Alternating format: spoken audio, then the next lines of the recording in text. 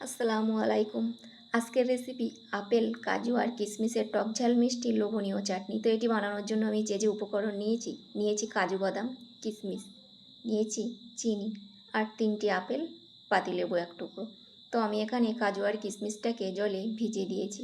আপেলগুলোকে সুন্দর করে খোসা ছাড়িয়ে নিয়েছি। আমি আপেলের পুরো খোসাটা ছাড়াইনি। আপনারা যদি রেসিপি ফলো করেন আপেলের খোসাটা পুরোটা ছাড়িয়ে নেবেন।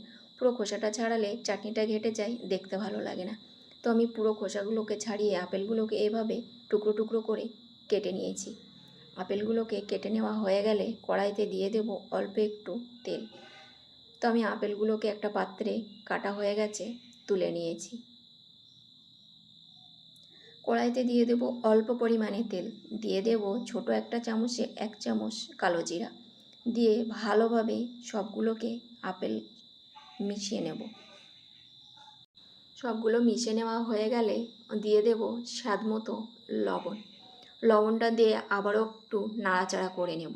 এবার নাড়াচাড়া করে 1 থেকে 2 মিনিট ঢাকনা দিয়ে রেখে দেব।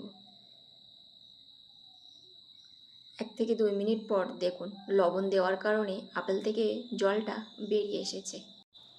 এবার আমি খুন্তিটা দিয়ে সবগুলোকে এভাবে ভেঙে দেব। ভাঙা হয়ে গেছে, এবার দিয়ে দেব চিনি। চিনির পরিমাণটা যে যেমন খান তেমন রাখবেন, সবাই সমান চিনি আমরা পছন্দ করি না। সবগুলোকে একটু মিশিয়ে নেব। দিয়ে দেব আগে থেকে ভিজিয়ে রাখা কাজু আর কিশমিশ।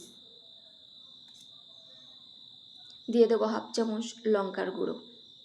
সমস্ত উপকরণগুলোকে ভালো করে মিশিয়ে নেব। এবার এটাকে 1 থেকে 1.5 মিনিট ফুটতে দেব। 1 থেকে 1.5 মিনিট ফোটার পরে ঠিক চাটনিটা এরকম এসেছে। এবার দিয়ে দেব 1/2 চামচ লেবুর রস। লেবু রসটা আমি দিয়ে দিলাম। দিয়ে আবারও ঢাকনা দিয়ে 3 থেকে 4 মিনিট ভালোভাবে কুক করে নেব।